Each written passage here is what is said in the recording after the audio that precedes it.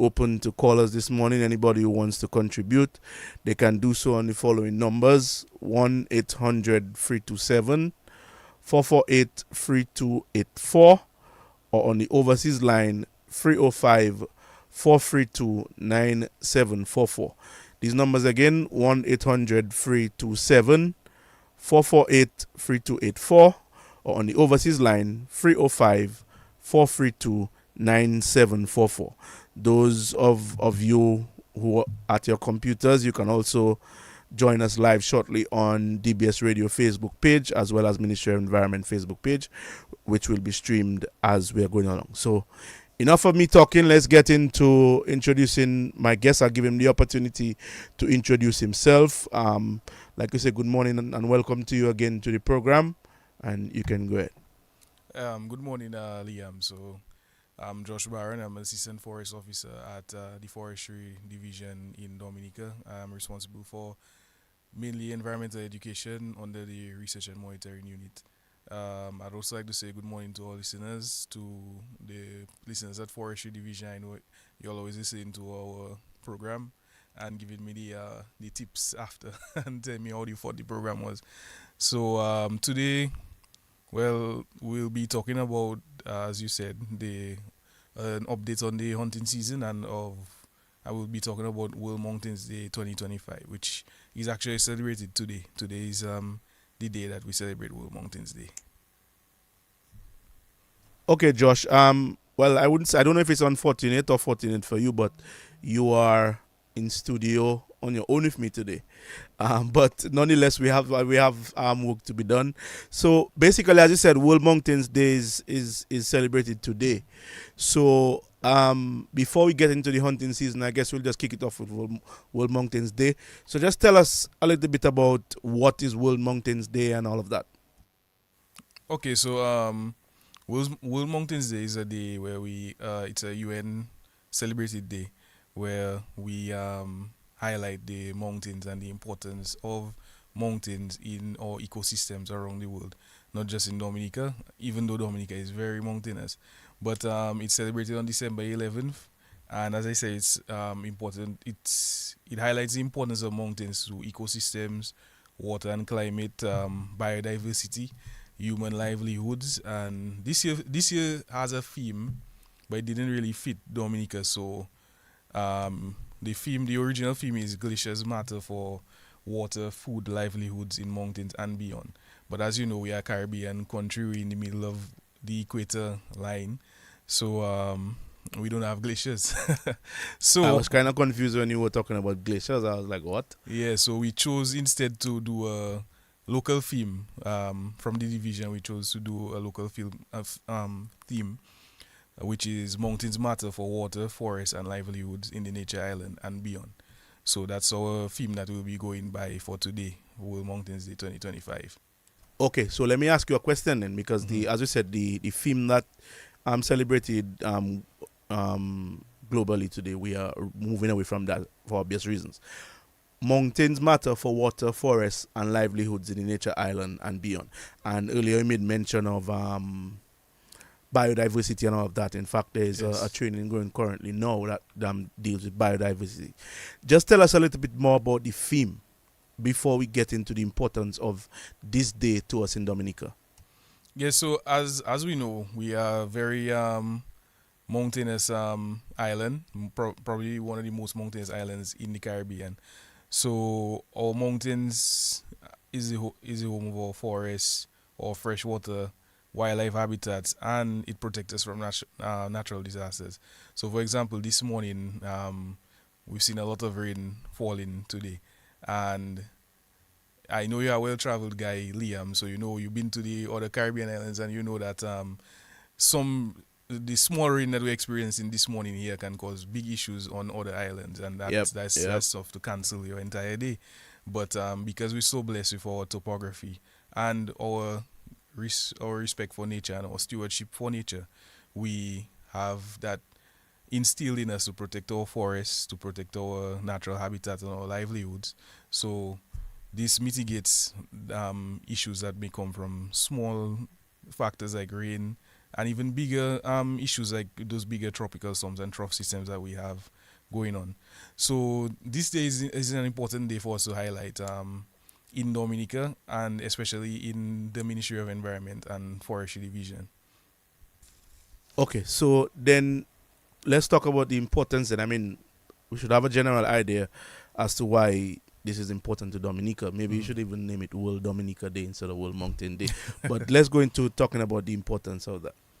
Yeah, so as I said, it's we are one of the most mountainous islands, and the importance. It's important that we preserve our mountains and our ecosystems attached to the mountains because without them, we may not be there for too long after that. Okay, so the ecosystems Yes. talking about, and that's very important. We have been doing a lot of training in that recently. But what mountain ecosystems do we have locally? Okay, so locally we have a lot of mountain ecosystems. We have different types of forests. A lot of Caribbean islands I've noticed in visiting them. Sorry, they sometimes have some rainforests, but a lot of them have a lot of dry forests. But Dominica, we are a place where we have a lot of different forest types. I guess it's because of the mountain elevations and different factors affecting them. So we have our mountain forests, we have cloud forests, which you'll find in high altitudes, Mont Diablote, on the way to Boiling Lake. We have Elfin Woodlands, which is more of a rare ecosystem, and because of that, we can support our wildlife like our parrots, frogs, and certain endemic plants that we have on island. And sometimes we have a lot of we are blessed with a lot of natural resources that we have yet to tap into. Sometimes we don't even know what we have. So, and our mountains will help protect and preserve that. And with the work that the Ministry of Environment and Forestry Division is doing, we will make sure we'll be able to have those mountains go on for, or mountain ecosystem, sorry, go on for generations to come. All right, and then the threats, because that Mhm. I think that is critical in understanding the whole dynamics of the ecosystem. So what are some of the threats that we face with our mountain ecosystems? Okay, so like everything else, we have invasive species, and not only invasive fauna, but we have some invasive flora species too, which may affect us. For example, after Hurricane Maria, because we lost a lot of forest cover during the hurricane, there was a lot of razor grass growing into the bush. Now, an interesting fact about the razor grass is on the canopy cover, it doesn't grow. It cannot grow because it doesn't get any light. So after Hurricane Maria, we had a lot of that growing, and that was a big issue. But our forestry officers on the ground, they made sure that they, through their different reforestation efforts and through maintaining trails and regular ecosystems, we made sure that we curb down that growth of stuff like razor grass. And then right now, our forest is making a bounce back, and our forest resources they're growing back and they're replenishing. And we've seen that stuff like the razor grass is down. Other threats that we have unsustainable harvesting. As you may know, Liam, you cannot just, as a Dominican, you can't just go into the forest, especially on state land, and just decide you're taking your chainsaw and cutting down trees. There is a proper procedure for that. You can go through the forestry division, you can get your permission. Although in certain areas, certain forest reserves, you will not be able to go in there and cut down trees, forest reserves and national parks. But there's a lot of areas designated to the proper selling of trees. So imagine someone goes into the forest and just cuts down how they feel like or how they want to. That can cause serious issues in the future. And we are lucky in Dominica because in places just like our neighbor in St. Lucia, it was brought to my attention that you cannot just go and buy a chainsaw if you want to. You have to have special permissions, licenses to get a chainsaw just because of the threat that people were going out and doing what they please in the forest. So far, our people of Dominica are compliant to our laws that we have put in place, so we don't have to go that far. So we have other issues like forest fires. Some of these are natural, so we cannot stop every forest fire situation, and some of these forest fires replenish the soil in the areas too. I feel like I'm talking a lot right now, but No, that's the purpose of the program. So go ahead. yeah. So some of these forest fires replenish the soil in the area. So some of these are natural, but we would not encourage people to go into the forest to light fires, obviously. So outside of that, we are all familiar with storms, hurricanes, tropical storms. They are issues that will threaten our ecosystems, and without putting work in after those storms, we would not have our mountain ecosystems. As we know, the infamous climate change, which we don't really have a control, we don't have control of in Dominica. We are doing all our steps that we can put in place to mitigate climate change issues, but a lot of times it's from the bigger countries with more impact, more of a negative carbon footprint that really contributes to the issue, and then we are left to deal with it after. Another point is unregulated development. So as I was saying, not only for forestry but through different government agencies like planning division, they have zones for different areas on the island. So you can go building or doing certain works in certain areas because it may affect habitats and the mountains and our ecosystem. So we have proper measures put in place, and if we follow our measures and our and the respective government agencies does their due diligence, we will keep our threats to our mountains and our mountain ecosystems at bay. Okay, you mentioned the razor grass, and as you said, there's an ongoing training or conference, whatever, regarding biodiversity, and I'm one of the participants who mentioning the fact that the razor grass is sort of, in terms of the forest fires, kind of serving as a catalyst for the fires spreading. What is the forestry division doing to control these invasive species, and as well by extension in terms of the protecting the mountains that we have? Because you just made mention that the public is not breaking the law in a sense by cutting down some of the trees. But what is the forestry division doing to protect the mountains, and talking about the razor grass as well? Okay, so that's a great question, Liam. So I wouldn't say the public isn't breaking the law. We have a few bad actors, like in every sense of the word, but generally, our general public have respect and regard for the environment, and they are personal stewards of the environment. So in terms of forestry's work, well, we do the law enforcement part of forest protection. So we have our protection unit and our forest rangers and forester tools. They will do the law enforcement aspect of it, where people who commit offenses under the Forestry Act, they will take them up to the law and they will be dealt with accordingly. We have a lot of reforestation initiatives. So as you know, we have the Million Tree Initiative, which we're still working on, and our forestry nurseries around the island are giving trees free of charge to the general public. People go to the nursery, ask for the trees you want, we take note of the trees that we give to you, and you go out and you plant your trees. We also do reforestation. We have a lot of reforestation plots that we started throughout the island after Maria. We have wildlife monitoring. So again, the protection unit will go out during hunting season and even off season to do patrols to make sure that people are staying in check in terms of hunting and other wildlife scenarios. We do invasive species control, like the razor grass, and trail maintenance. So with the guys, they clear out the fields and different forest lines. So there are lines separating national parks and state land from private land. So this is a thing that is done throughout the island in the different ranges, and through these actions, it helps protect the forest, and that's some of the work that forestry is doing.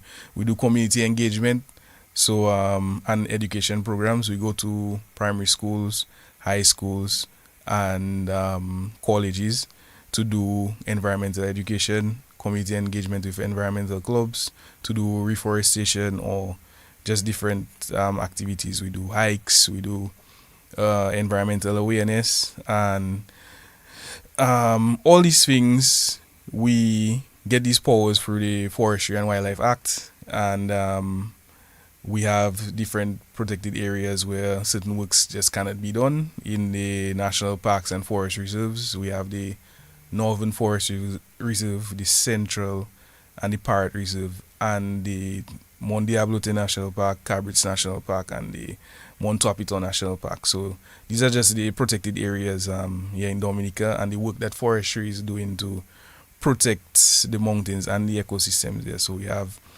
groundwork, we have field work, law enforcement work, community engagement, and education programs, just to summarize everything. So then, okay, so you made mention of the community engagement and some of the protected areas. So I now want to ask you, in terms of the education part of it, what can the general public do? Well, we, the general public, do to assist in protecting those mountains? Because basically, the protected areas, in a sense, should protect themselves.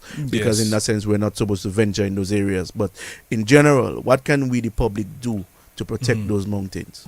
So, to me, my personal biggest point is to avoid littering.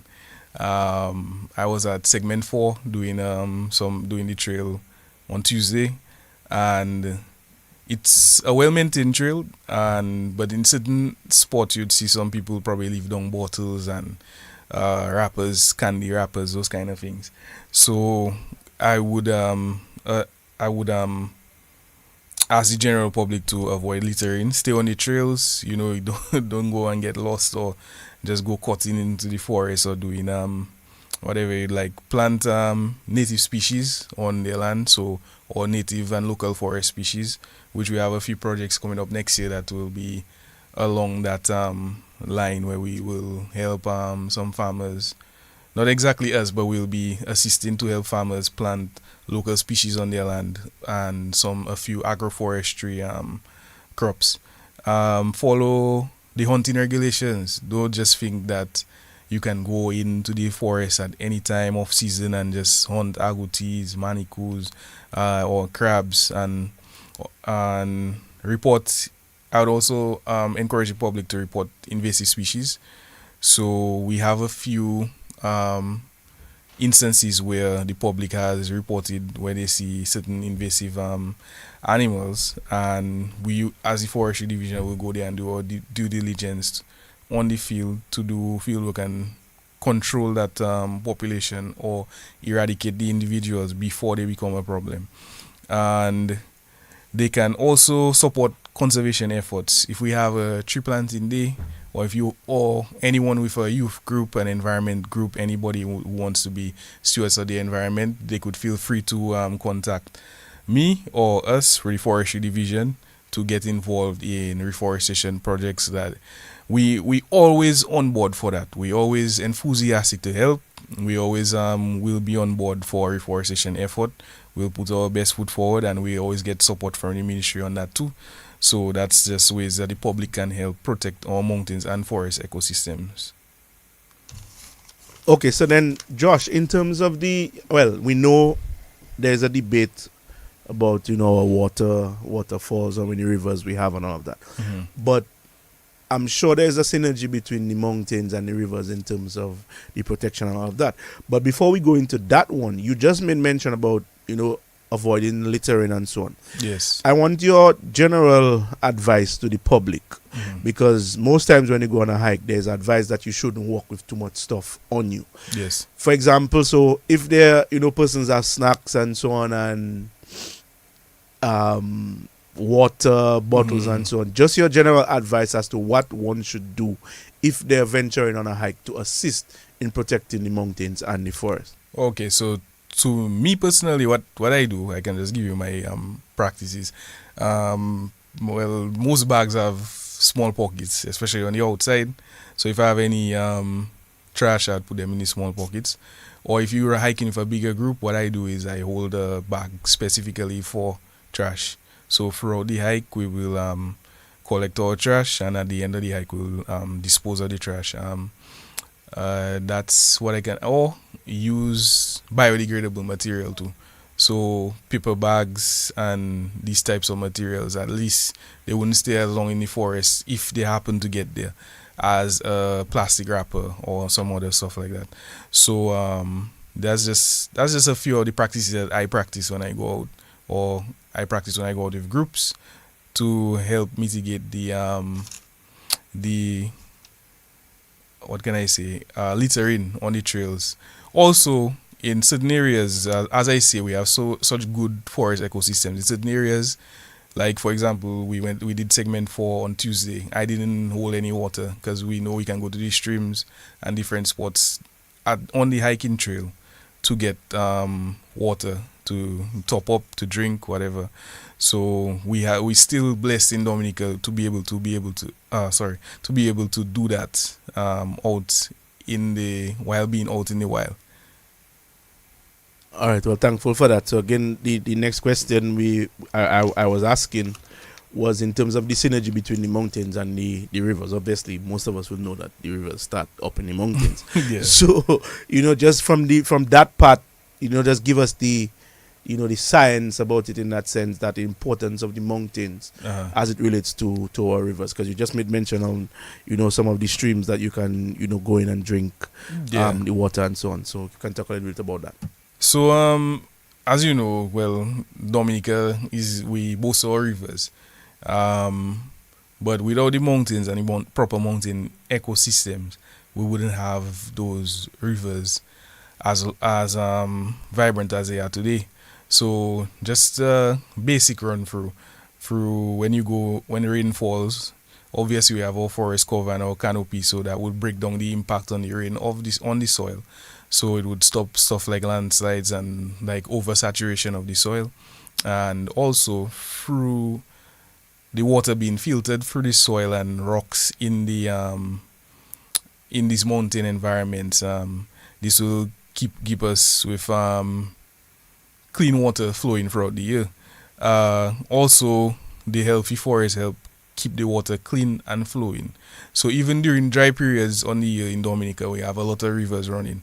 As you may know too, as a Caribbean traveler, you know that a lot of Caribbean islands don't even have rivers.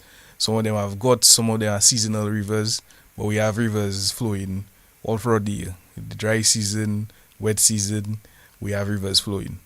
So that's just one of the things that the forests and our mountains and our ecosystems that helps us keep that natural aspect of Dominica, and with good quality water too. And obviously that is important for us in terms of the quality of our water that we Yes. boast about. So we spoke about the individual, what they should do. But then if we can just go a little bit into talking about the community as a whole. So for instance, what advice do you have for communities as a whole? What should they do? Are there any projects or stuff that they should undertake to protect the mountains and the forest in their communities that will obviously benefit our ecosystems and the country on a whole? Yes, so well, we know we have a few communities that that are in the mountains. We have a lot of communities. Yeah, a lot. Yeah. We are, yeah. So we have a lot of settling on the coast, but we also have people into the forest areas, like in Loda, Mount Prosper, Syndicate areas. So the advice I would give them, or the points that I'd bring to them, is to help protect the forest areas through their farming practices, how they keep their land. Next year, actually, we should have a project coming through where we work with landowners to plant native species on their farms, in their areas, or in their farmland, to help create strengthen the buffer zones, and also add that agroforestry aspect to it. So through their farming practices, their tourism, encourage your tourists that come in, especially stay over tourists, to live more sustainably and respect our natural resources and our laws that we also have on our national parks with the site passes, etc. And just to adopt the land as your own. The land is yours, but at the same time, what you do on your land can affect people downstream, and it can affect the future generation. So just have that respect and that regard for the land that you have, and keep it. What can I say? Just keep it as clean as possible. Preserved, yeah, for the next generation. Yeah. Yeah. So So then, in terms of preserving it for the next generation, I'm sure as part of your job, you guys go on different trails, different forests, different Yes. mountains, and all that. Are there any concerns that you like to speak of quickly? In terms of what you guys are seeing. So what I would say is we see some people may just do clearing of their land, but I feel a lot of people from the public, when they see that forest is in the area, they'll reach out to us to ask for advice on what they may want to do on their land. For example, there was this one farmer and his son in Cochrane area. When they saw us, they said that they wanted to develop their land, but they wanted to know how they should go about doing that. And it wasn't me. It wasn't the one that would know how to do that. So I pointed them in the direction to the officer that may help them do that. And the officer was more than happy to go out, do a site visit, let them know what they have on their land, the different plants that they have on their land, and how they could best manage it, and what they could do with the different species of trees that they had. So forestry officers are more than willing to help the general public with whatever they may want to do on their land. And speaking of preservation for the future generations, you can also plant what do they call a timber species on your land, for even if probably if you're an older guy you may not benefit from it, but your children will have some really serious mahogany there, or different plants, the blue maho, the different types of timber species, Cedar and those different things. Yes, so all of this is just part of the stewardship of the land and preserving the land for the future generations. Okay, you made mention of the theme. What is the Forestry Division doing to celebrate World Mountains Day 2025? Oh well, we'll be having a hike on Friday on not the full segment 4 of the White Dugoli Trail, but half of the segment 4, because it's a very long hike. I wouldn't want to bring out people to do that whole 4 hours hike. So we'll be doing half of segment 4 on Friday. We will have a police escort from the Dominica Police Force with us, and also we may have a fire officer there to help us if we need any first aid help. So that's what we'll be doing, hike on segment 4 on the White Dugoli National Trail for Forest Day. Segment 4, just for the benefit of the public, where is segment 4? Where does it start? And can the general public join on that hike? Well, if they would like to, they could join. But segment 4, we're doing it in reverse, so it's from Pokase to Loda. So as you it's a long hike if you do the full thing. But we plan to just do half of it. So we will start in what is that place? I can't remember the name off my head right now. But That's okay. If anybody would need help or assistance, they could call the Forestry Division 266-5852, and they would be able to ask any questions that they would need to know about that. Do you know the level of difficulty, or can you give a guide as to that? Because some persons may be listening and want to join, would maybe want to know the level of difficulty before they make a decision. So it was a moderate trail before, but after Hurricane Maria, it knocked down a few of the bridges. So because of that, you have to climb down into some valleys and climb out. So that's why we're doing it halfway through. So we're passing all the bridges.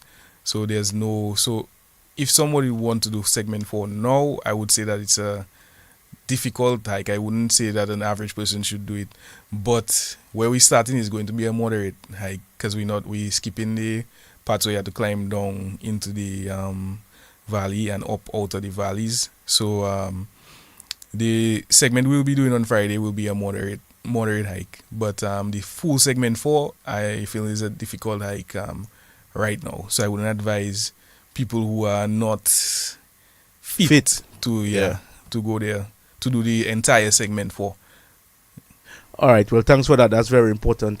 Talking environmental responsibility, we're speaking with Josh Barron, Assistant Forest Officer in the Forestry Division. We were just speaking about World Mountains Day, which is celebrated today. And we just want quickly, before we end this program in the next 25 minutes, they're about to speak a little bit about the hunting season. Anybody who wants to chime in can join us, 1-800-327-448-3284 or overseas 305-432-9744. So right, so Josh, we want to talk a little bit about the hunting season. We know, yes, we're in the Christmas season, where in local terms is a J-pig people cleaning. So pigs are dying, people waiting for their ham and the turkey and all of that. But the hunting season, if you can give us an update on that as we speak, as it relates to the hunting season. Okay, so well, just to start, the hunting season is still open. It was opened on the 23rd of September this year, and it will be closed on the 31st of December. As you know, the peak of the hunting season has passed. It's something that peaks during the independence time. Everybody want their crab backs, everybody want their kalaloo, everybody want their smoke, agouti, manikou, this and that. So it's still, the hunting season is still open, and people can still legally hunt with their permit from the Forestry Division. As to what animals can be hunted, typically it depends on, it can change from time to time. For example, we used to allow fishing, but right now fishing is on a pause since after Hurricane Maria, to help the freshwater marine environment bounce back and reproduce to a point where it can be fished again by the public. Right now, we include agoutis, manicous, and crabs that can be legally hunted, and no birds right now either. Well, I think just that we would have spoken about that in September, but it's very good just to give, to reiterate what is allowed and what is not allowed. Yes. But you may not have that data readily available. But my question is, or maybe something that maybe we need to do to track in terms of the period in December, in terms of maybe how many export permits or and the permits that we sell in comparison, because we know Christmas time people like their pork and their turkey and their fruitcake and all of that. So is it compared to Creole season? If we can have the fluctuation, the fluctuation as to if we have the numbers, the data to support. Well, okay, in Christmas time, yes, not many crabs are being hunted, not many licenses are being purchased. I don't know if you'll have that data, but I'm just thinking of it now.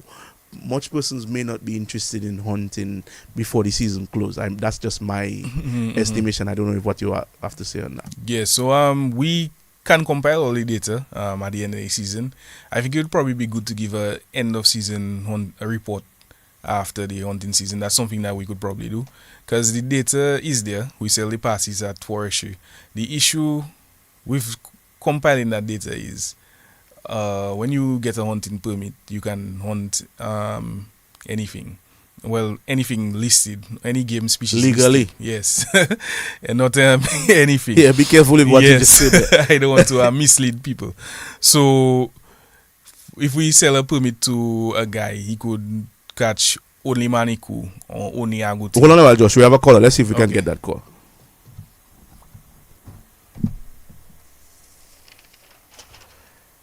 Welcome to the program, caller. Good morning. Yes, good morning. Morning, sir. I have a concern. Talk to us.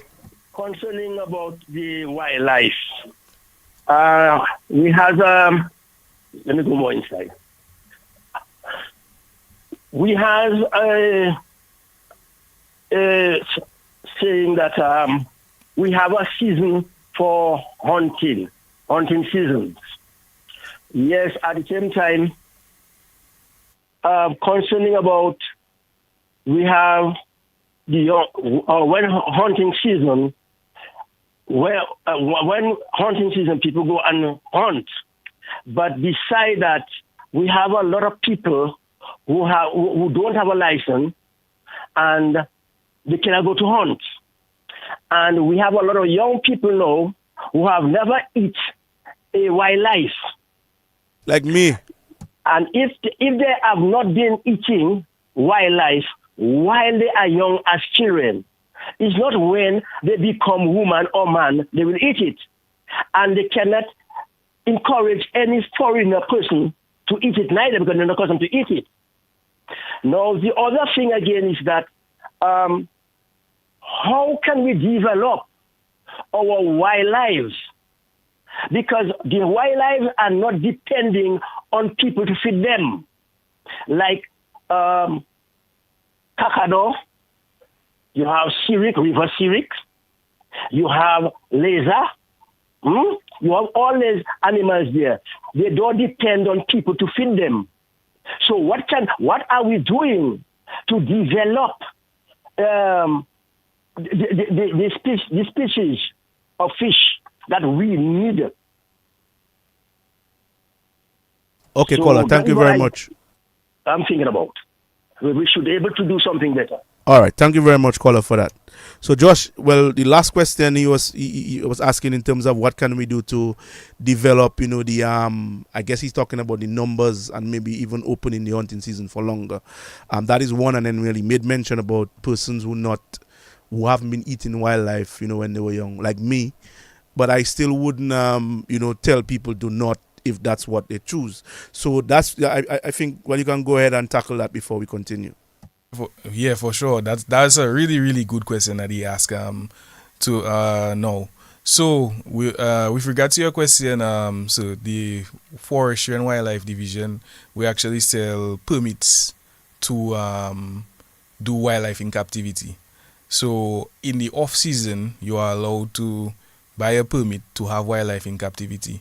The Forestry Division will go to your area where you are keeping the wildlife and make sure it's suitable to for whatever wildlife that you are rearing, and we will do all due diligence by going there, having a survey of the area, seeing if it's fit for you to have these wildlife in captivity, and you can start breeding them and eat your wildlife throughout the year, which is I know Mr. Eugene, the Officer for Protection, he was mentioning to me that we should probably start school programs where we probably get some schools involved in wildlife in captivity, where they would be able to rear the wildlife and they would have their own chance to start that program and start that stewardship in Dominica right now. So that's a very, very good question, caller, that you brought up. And there is things that could be done about it. The Forestry Division they are giving permits for wildlife in captivity. So, and it's not that expensive. I think it's $25. I'm not 100% sure, but off my head, it's less than $100 for sure. For your year, you pay your money, you get your site visit from forestry, you get the green light, and you rear your agoutis, your manikou. Crabs may be hard, but it is possible to do that if you have the knowledge, or even that knowledge can be developed and we can start doing those things. So it is possible to rear wildlife in captivity in Dominica. Well, just when he was speaking about persons against, well, if you didn't grow up eating wildlife, you know as man or woman, you maybe cannot encourage us or tell people about it. Some of us who remember at Creole Festival when Spice, the Jamaican artist, was performing. Yeah. At some point, she was speaking about manikou, and she was asking the crowd, should I eat it? And then you could see that some people were telling her, no, it's a rat. And then she was like, some people are telling me it's nice, some people are telling me it's a rat. So I get where the caller is coming from, and that's why there's a hunting season, so that at least maybe as we go along that it can be extended because of what we suffer in terms of the different storms, and as we talk about not protecting our forests and all of that. So caller, very, very, very salient points that you had, and Josh, I want you made mention of what can be hunted, just to go over what is not permitted, and not only for the hunting season, but year-round, as we try to protect the species. Yeah, so year-round, as part of our wildlife protection, parrots, year-round, it is not legal to hunt parrots, the iguana delicatissima, which is the lesser Antillean iguana. We have an invasive on island. It's not widespread yet, so we do not hunt the iguana. They're actually protected. The mountain chicken frog. We have mountain chicken frog on island still. We are not allowed to hunt the mountain chicken frog. Any turtles. We are not allowed to hunt any of the turtle species that come into the shore to nest. And any other species that's not specifically listed from forestry to be hunted should not be hunted. So that's just some protected species that we have. Josh, we have another caller. Let's see if we get that call. Oh, yeah, sure. Hello, caller. Welcome to the program. Hello? Okay, go ahead, Josh. Sorry about it. We missed that call. All right. So our parrots are protected, our iguanas, mountain chicken, the turtles, and any other species not listed for hunting should not be hunted. For example, right now it's the migratory bird season. It's winter time in America, the United States, North America. So a lot of the birds are coming down to the Caribbean. For example, this week I saw a peregrine falcon, which is a migratory bird, and throughout this next few months we should be seeing a lot of migratory birds coming onto the island for because the winter time is going on in the North America. So we shouldn't kill those birds, we shouldn't hunt those birds. Obviously they are protected species. So that's just the species that are protected. But before you go, that falcon you're talking about is not one of the dangerous ones that with the large claws that pick up small children. Not that one. No, it can't pick up children. Oh, okay, all right. Because probably I know if you have a small dog, but you wouldn't pick up your child. Okay, because I know there are some of them in the state that you have to be very careful with the large claws that they have. Well, thank you very, very much for that. Yes.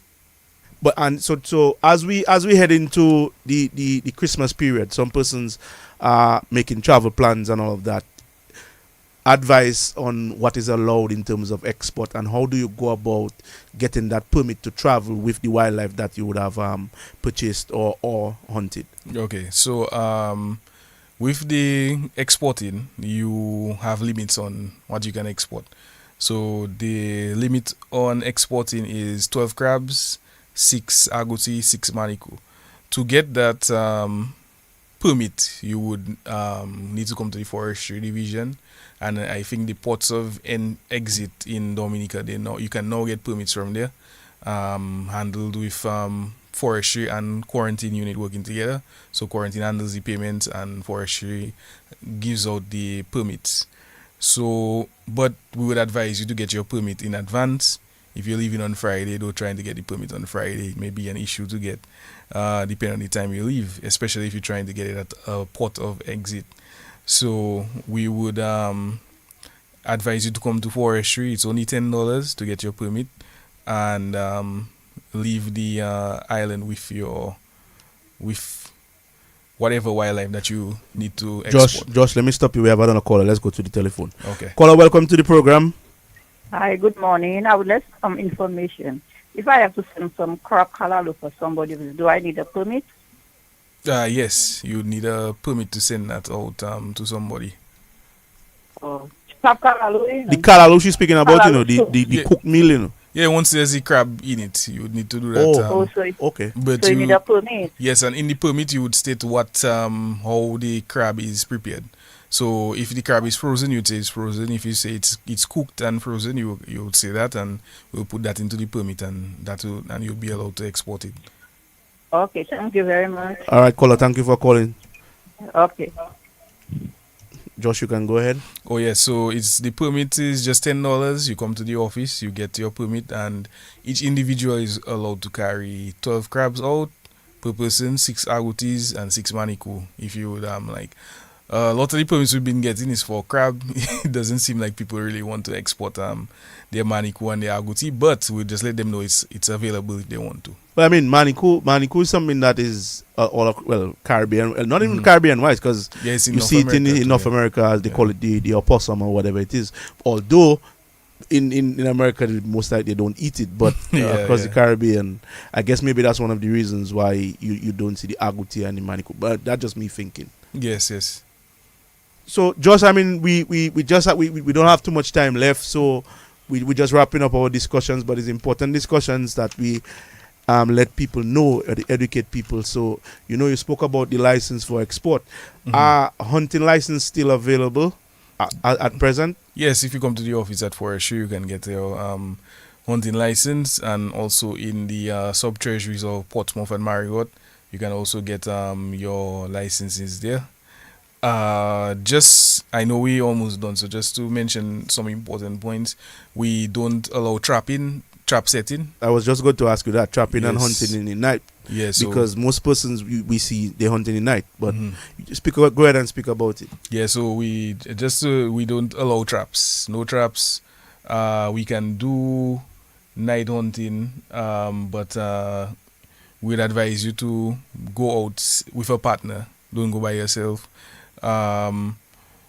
Traps are illegal because obviously they're unsafe, and if you lose your trap, you can keep on trapping animals over and over, and they have no way to escape, and your trap is lost. So that's just unsafe for the. But then, Josh, a question, because you say obviously, the forestry division is not advising persons to set traps. But if a trap is set, there is no ownership of a trap, So if what is the division doing to sort of mitigate those things? Because if let's say I'm a hunter and I get trapped, we have another caller, so let's go to the telephone. We'll talk about that after. Caller, welcome to the program. Good afternoon. Good morning. Hello, good morning. Good morning. It's a good program, very interesting, especially for me. Thank you very much, sir. Yeah, because I was speaking about the traps and the people who are catching out of the season. Now we have a Haitian community with us that is putting poison, killing all the agouti and the manico. What's the answer for that? Well, caller, that concern that we need to come to the forestry division to make that report so that they can investigate that matter. Yes. So Josh is saying that there are certain areas where some of the wildlife is being poisoned. So caller, we'd like you to come to the forestry division to make that an official report so that an investigation can be done and then action can be taken on that. Yes, because that's a very serious matter. Okay, thank you very much, sir. Yes. All right, Josh, so that's very disturbing that the caller is making mention of that, because we know the damage that is causing that we're speaking about. So we hope that the caller can come and make the official report and we take it from there. Yes. Once you let us make the report, let us know the area that's happening. We will get some people on the ground as soon as possible, almost immediately. Because forestry division, we take those things very seriously. Yeah, I mean, at the end of the day, he talk about poison. It could affect us, because at the end, the animals, when they are poisoned, they may not just die on the spot. It may go in our waterways and all those different things that it might come back into human consumption and all of that. So that is something that we have to be very, very careful, and we need to investigate that matter, in earnest. So caller, ensure that you come to the forestry division. I think we have another caller. Let's go to the telephone. Caller, good day. Welcome to the program. Hey, morning, sir. Good morning. Okay. You have a very good educated program this morning, speaking about the environment and protecting the wildlife. Thank you very much. I do work in the preserving the environment for a while.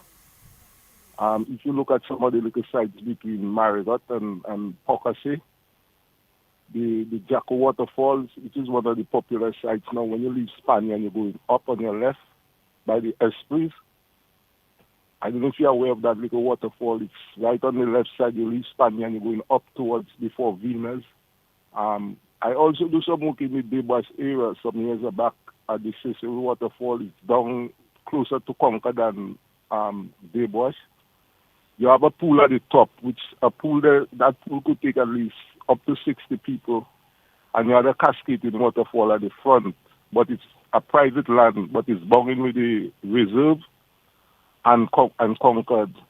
And we also do some work in the number 6 area where they do the river tubing down in Hatton Garden by the hibiscus, the people that have the yellow tree carry the tourists around Roseau. But one of the things I find, even with the forestry, I believe they're supposed to work more with the village councils and the young people, as somebody just tell you. As you see, you have a big island tour, I think, to the forest. They should work more with the young people to educate them how to protect the environment and less pollution. When you look at a place like Marigot in Cabana, it's a black sand beach down to the end of the airport going towards Wesley. It's a very big nesting ground for the turtles. But much care though given to there. It's supposed to be a preserved. It's supposed to be a preserved place. Reserve. It's supposed to be a reserved place just for that. And I wonder how that the village council of Marigot and Wesley, those communities, they didn't get some direction with the forestry. I know Charlo, a former forester, he was trying to do something here, but he didn't get the assistance. Pirates of the Caribbean do a film in there, and I find sometimes some of those resources there, and I don't know if it's lack of knowledge. They didn't teach us not at school how to handle those projects. Because the same people in Hibiscus, the river tubing, there is a big business in river tubing. If you look at Jamaica, there's a lot of kayaking on the river mouths, the big lakes, they dam the big lakes, and they do a lot of business on the river, kayaking, bamboo raft. Sometimes you have to pay $130 just to do a bamboo raft in Jamaica. So I don't know if the people in forestry doesn't open up. I think Mr. Alden Bully had a big project for the gardens, and it was part of that Alden Bully. I think he was going to put in a tourism project with wildlife, nature, like the people that come from the cruise ship and couldn't go to a waterfall. I think he was going to build a waterfall inside there by the sea, use the seawater like what Fort Young have and the river water, I think. And there was some other project for the indigenous people to sell. I think that was going to be on the side where you see under Mount Bruce. When you're leaving and you're going out to the gate to Emsall. But I don't know how those projects never come on stream, but it's wide there. And I believe that is one of the projects the forestry and the government in tourism is supposed to push. Many of those great legends, they leave things behind, but we don't take them on. It's like Jimmy Cliff. He left a legacy in Jamaica now for the young people to continue playing music and recording music, and he buy it, a big property, and he willed it for the young people. But I don't know why, if you want things to continue, because after all you go, you're not going to have much people cares about the environment. Colin, we have to sort of wrap up. So sorry to thank you. But thank you. Josh, a very passionate caller there. So caller, what you can do, you can either visit the forestry division, or where you see the foresters in your area, you can just join with them. And as you said, there are opportunities that can be derived from the rivers. So when you see the forest officers in your area, you can just tag along with them and share your views, share your opinion, and some of the possibilities that you think that we can explore. And I'm sure that the forestry division will take that, give you the advice, maybe have a session as to maybe why some of this stuff is not being done. But Josh, we out of time. We gone past the time. So I just want to give you the opportunity just to wrap up, because we have reached the conclusion of this program. Oh yes. So that's a very passionate caller for real. And I saw you mentioned Charlo. So Charlo was the guy from Dom Setco we had on our last program about the sea turtles. All right. So we do work with these people, and that's the central range in that area. So once you get involved, as Liam rightfully said, talk to the forest officers. They'll be willing to hear you out. And what you're saying is right. Hibiscus, I know the owner personally, and he talked to me about his ventures with the river tubing and that stuff, and it's a really good initiative that he has going on over there. I know Soma Gardens is also in that area. So it's an area that's ripe for development, natural development and that stuff. But I would just like to leave our listeners with that information that we gave them today about the ecosystems and hunting and stuff like that. And I hope today was an informative program for you all. I hope you all learned something new, and I hope that we can continue working together in the future with the environment and communities.